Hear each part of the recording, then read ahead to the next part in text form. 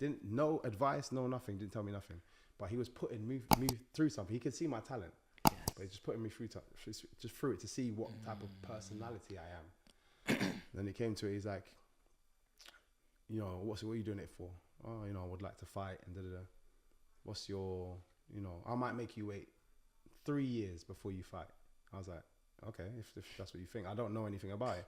He's like, I might make you wait 4 years before you fight. I was like, whatever you say is whatever, that's what I'm going to do. Okay.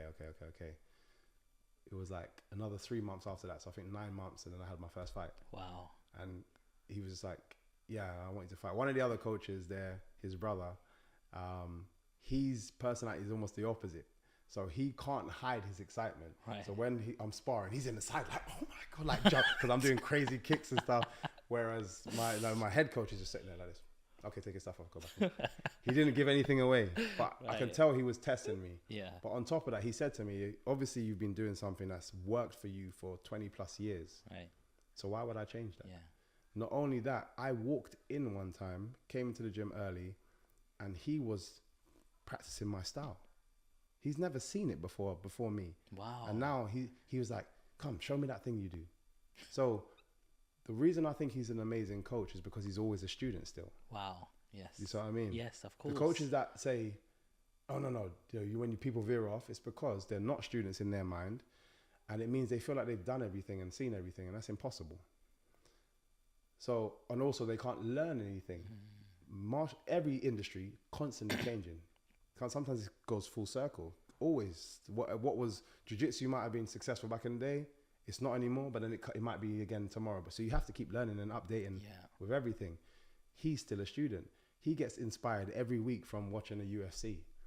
He'll watch a UFC on the weekend. He'll watch a Bellator on the weekend. He'll watch this on the weekend. Come back, okay, guys, we need to work on this because I've just seen these guys are doing this trick now. That's amazing. Like, because what we're talking about is a fixed mindset and a growth mindset. Growth mindset is important. And so many of us like, no, that's not for me. That won't work. This and even I'm a mentor to certain people, and I try to unlock because I know it can work, and people won't listen. And the people who are sometimes even older, they go, oh, I like what you did there. How do I do that? They're the ones who end up unlocking stuff. 100%. And that's exactly what you're talking about. Sometimes I feel with a lot of coaches, sometimes it's fear because it's like, I'm supposed to be the coach, but I don't know that arena. So I'm scared to try to navigate you because I don't understand it, which is why he went online. He could tell me more fighters' names than I could. And I was in the sport. He was like, this guy such and such did this kick. And I'm like, how do you know that? But he just found a couple of my fights, and he usually gives suggestions of new fights. So he's talking about this guy, Raymond Daniels, and then that guy, and then this guy, and this guy. And he's like, oh yeah, I've seen this guy do that. Who's this guy? And he was fascinated with it. He's like, because it works. I know it works because I've just put you in blind and you've managed to survive. Yeah. So it works. So, okay, cool. I need to understand what that is. Now, that style, he's now taken it on and he's asked me to teach Joe, John Hathaway. John Hathaway was in the UFC at the time. Show John Hathaway how to do that bounce. Oh, okay. I'm like, Jesus, this is the UFC guy, but you're asking me to show him. Okay, now show these guys. Now he's teaching everybody. We had KSI trains in our gym. He's fighting on the weekend. His last fight, he did a shot exactly the same way I throw the shots. Wow. It's because my influence now from my coach has now been spread to the gym. So this is part of everybody that's in there now. You know what I mean? But it takes a coach that has that kind of mindset and is first and foremost a student. Yeah. That's how it works. How does that make you feel? Someone's using your shot in that ring and it works, like, because it's not about you anymore.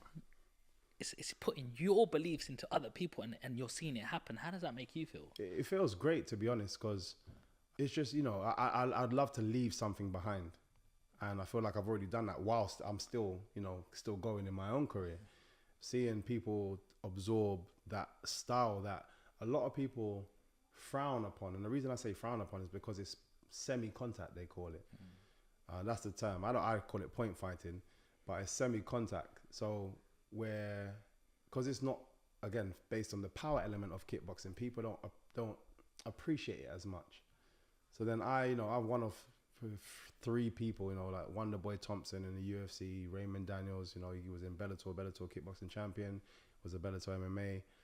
These are, we're probably the only 3 that brought that style over and maintained our style, and people love it. You know what I mean?